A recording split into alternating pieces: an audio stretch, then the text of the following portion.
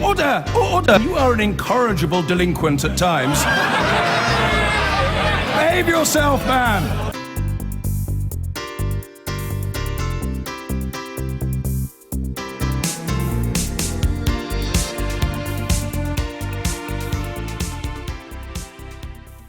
You won't believe it, but the EU referendum campaign only began today, officially, and the NHS suddenly took centre stage. The Leave camp, spearheaded by a Boris Johnson speech tonight, claims billions more could be spent on the health service if we stopped paying into the EU. The Remain camp said this was Project Fantasy, and the Chancellor warned of dire economic consequences if we leave, including rising mortgage rates. Tonight is either side talking economic sense. Also tonight, police investigating British links to the attacks in Belgium and Paris have arrested 5 people. How the authorities are wrongly accusing parents of harming their own children. You know, they were making steps to remove him. I went and packed his little bag.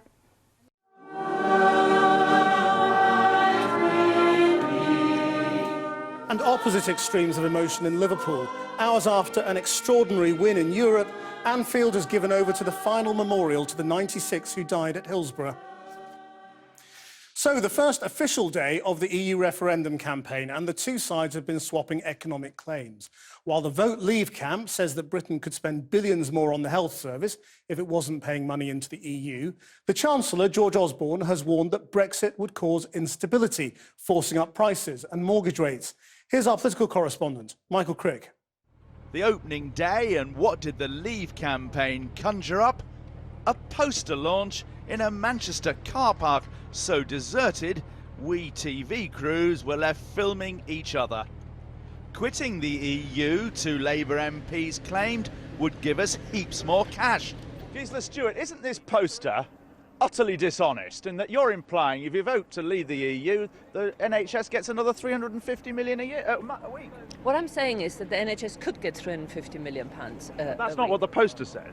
Well, this is about the fact that at the moment we are spending significant amounts of money, £350 million a week, which goes to Brussels, over which we then have no decision how it's spent. And I want it to be decided here where that money goes on. And if I have my say, I will put it on the NHS. Down in London, Labour's last Chancellor, Alistair Darling, tried to refute that with a warning rather similar to that he delivered in the Scottish referendum. If we leave the European Union, we will see a drop in the total wealth of this country and therefore a drop in tax revenues, and that will directly damage public services like the NHS. Leaving Europe would be bad for the NHS because it would hit funding. On the possible threat to incomes and jobs, he gave a strikingly strong defence of immigration from the EU. Many studies show the only way of reducing these risks is to continue with current levels of immigration from the European Union, the very thing that the Leave campaign has set themselves against. Earlier, the UKIP leader Nigel Farage was in Downing Street, returning the pro-EU pamphlet that the government has sent each household. I'm here on behalf of millions of people who are outraged that the government has chosen to spend nearly £10 million of our money to tell us what we should think and how we should vote in this referendum. I don't believe that's within the rules. Even the Electoral Commission have said it is not within the spirit of the rules. Back up north, the Remain team rolled into town. Would Manchester be big enough? Just about, as the big coach coughed up 1 local Labour MP and a single aide, greeted by a small band of students. The question in places like this is whether Labour voters will be put off by their party teaming up with a Conservative Prime Minister. If you go around campaigning with David Cameron, people see you and David Cameron in bed together, Labour voters are going to be a bit confused. Well, look, you're never going to see me and David Cameron in bed together, I can assure you of that. But no, we're here today, we're in my constituency, we're in this great city of Manchester, and we are talking about why the future is brighter in Europe. It's brighter for these young people here, it's brighter for a city like Manchester, and that's what today's all about. It was all a touch drab, but then through the crowds at Piccadilly Station came a familiar dishevelled blonde, only to be ambushed by a stag party. Brexit. Yeah, Brexit done right, yeah. Brexit all the way, absolutely. That's the Well, with me now is the former Respect MP George Galloway, who's campaigning for Brexit, and we're joined from South London by the Labour MP Chuka Umunna, who supports the In campaign. George Galloway, do you agree with Boris Johnson and the others today saying a vote to leave Europe would mean you could spend billions more on the NHS? I mean, do you believe Boris Johnson would do that? As Gisela Stewart said, you could, because you'd be saving £350 million a week that we're currently sending to Brussels. Boris Johnson and people like him, of course, wouldn't spend it on the NHS. They'd probably give it away to very rich people in tax cuts.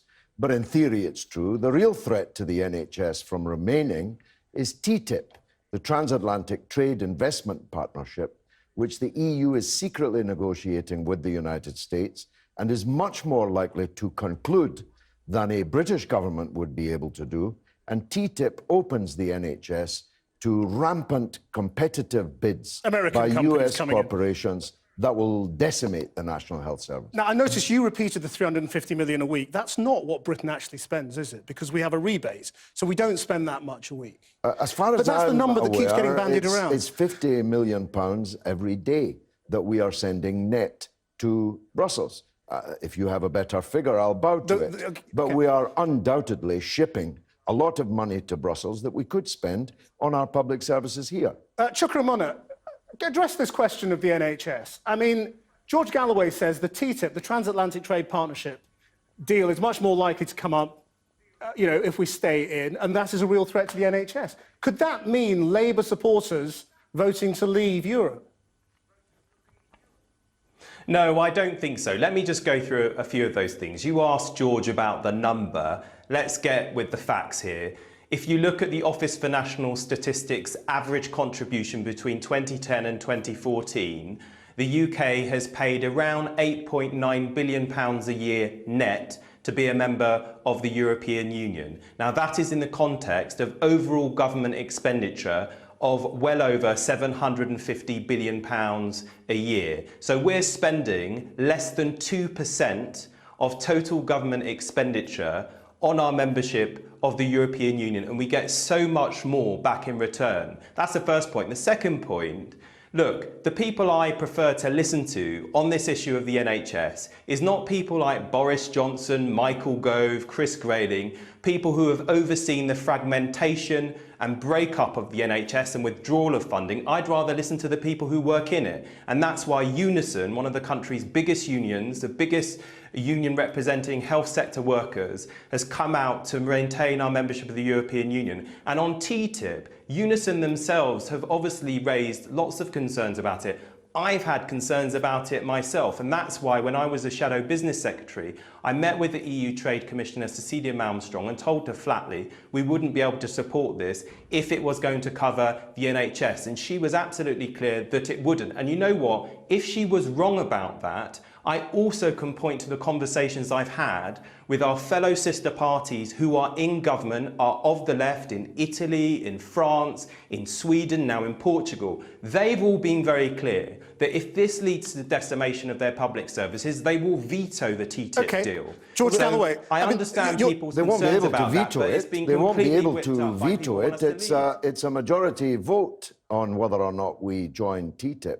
And there are 28 governments currently in the EU, and most of them are right-wing governments who are very likely indeed to sign TTIP and have no affection whatsoever for public services. We are listening here, the exception of Chuka, who's a fine man and quite a new politician, but Alistair Darling and the IMF and all these other wallahs that you've been quoting tonight on the economy, these are the people that failed to see the crash coming in 2008. These are the people who have presided over the state we're in. George Osborne thought just a few weeks ago that we needed to steal £30 a week from the pockets of disabled people before discovering a couple of days later that actually we didn't need to steal that money after all. Well, let me go to Chuka then. I mean, George Osborne today was warning about rising mortgage rates. That doesn't make economic sense, does it? I mean, if the economy was going to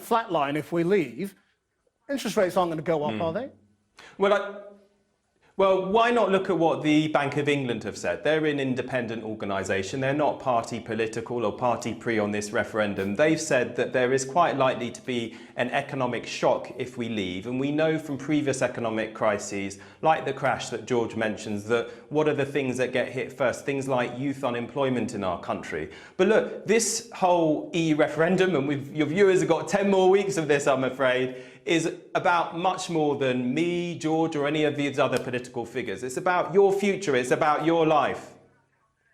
George Osborne. George Osborne's claim, as you've just pointed out, is economically illiterate. If the economy is going to crash, then interest rates will have to fall and house prices will have to fall. Prices overall will fall. I don't think people should believe the apocalyptic stuff that they're being taught. Britain can do but the point is, well on its own. I'm not apocalyptic about this, George. I'm old enough to remember when Britain was quite a thing in the world, you know, before we joined the European Union. Have faith in our own people and our own country. There we must leave it. Thank you both very much indeed. I'd love to have you back again soon, Chuka, and I'm sure we will. Chuka Umunna and George Galloway, thank you very much. Well, while we've been on air, Boris Johnson has been addressing a Vote Leave rally in Manchester. Our correspondent Michael Crick is there. Michael. Yes, well, Christian, this is the first Vote Leave rally of the campaign held here in the old Granada studios in Manchester. It's not quite the crowd one might have expected for a speaker given the popularity of Boris Johnson. Perhaps, what, 300 people in the audience? And this is what he said a few minutes ago. It's called democracy, and it's now or never. Because if we fail to make the change now, then we will continue to be like passengers locked in the back of a minicab with a wonky sat-nav, driven by a driver who doesn't have perfect command of English and going in a direction we frankly don't want to go. And well, as you heard there, the typical Boris Johnson rhetoric. I was talking earlier to people in the crowd, and they're mostly Conservatives, a sprinkling of UKIP people, one or two Labour people, one or two uncommitted, but very much a committed crowd in terms of they're going to vote to leave the European Union. But one of the interesting little incidents we caught, excuse me, I'm live on television. Guys, yeah, well, okay, keep quiet. All right. The guy's trying to talk. Okay, You're interrupting. I'm just trying to explain what's going on here. Well, right. yeah, so is he. Okay. The earlier the excuse me. Excuse me. I was just trying to explain. Okay. Are you all right there, Michael? I think maybe we'll leave you there for now. Fine. Yeah. Oh, we'll carry on then, if you're okay. Yeah, I was just trying to explain earlier. There was a man in the crowd who tried to unfurl a Union Jack. The press officer from Vote Leave went up to him and asked him not to unfurl the Union Jack. He was pretty unhappy about it. We asked the press officer why he was doing this. He said, oh, well, no, we're not telling him not to unfurl the Union Jack. We just don't want him to block anybody's view. But I do think it shows some of the sensitivities in this campaign. Sensitivities indeed. Thank you very much, Michael Crick. I've been getting